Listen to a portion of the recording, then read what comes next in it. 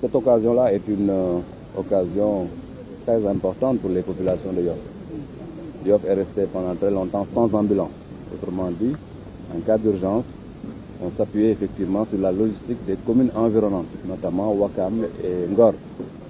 Le ministre de la Santé, ma collègue Eva Marie Colsec, a jugé effectivement opportun et urgent de doter l'hôpital Philippe Maguilène Senghor de cette ambulance et d'un véhicule de liaison.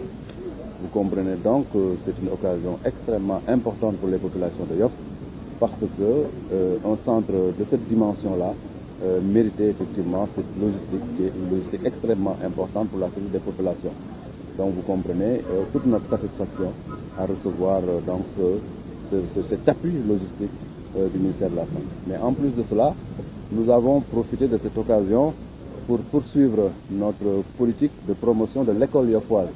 Nous avons effectivement voulu doter chaque école d'un ordinateur pour aller vers l'école numérique, l'école intelligente, faire en sorte que cette école puisse disposer d'un dispositif qui lui permette de se connecter à la grande civilisation de l'universel, parce que la formation aussi doit être une formation qui réduise la fracture numérique.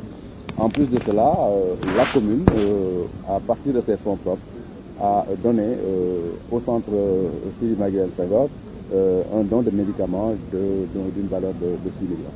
Vous voyez donc que tout cela entre dans notre programme intitulé « Un mois, un projet » que nous voulons effectivement tout à fait concret et opérationnel pour ne pas rester dans la grande phraséologie.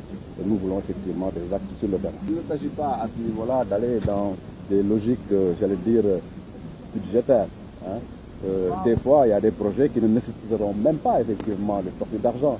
Il s'agira peut-être de venir au niveau de la plage, de faire une mobilisation sociale et de dire aujourd'hui, nous voulons zéro gravat, zéro papier, zéro effectivement donc ordure qui traîne sur la plage.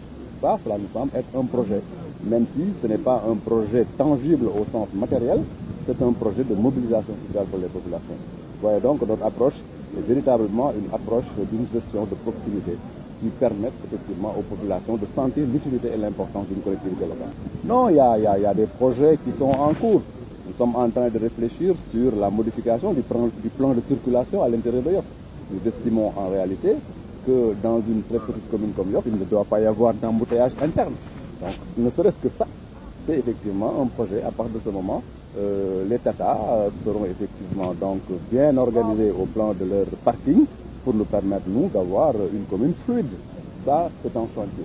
Nous avons effectivement le chantier de la rénovation de l'école Kenjiro pour qu'il n'y ait plus d'abri provisoire dans les écoles de Yoff. Ça aussi, c'est un projet et tant d'autres. Vous voyez donc qu'au-delà de la question budgétaire, c'est plus une question de motivation, de volonté et d'imagination. Non, ce que je pense de cela, c'est que nous devons rester concentrés et, j'allais dire, tout à fait préoccupés par les résultats que nous faisons au plan économique et social, résultats qui ont été effectivement magnifiés par l'ordre du Sénégal, qui est en réalité le grand patron du FMI, qui dit que pour la première fois dans l'histoire économique d'un pays, nous voyons effectivement un gouvernement qui a élaboré son propre programme et qui a reçu l'adhésion de la communauté internationale financière. Il ne faut pas effectivement qu'on nous distrait.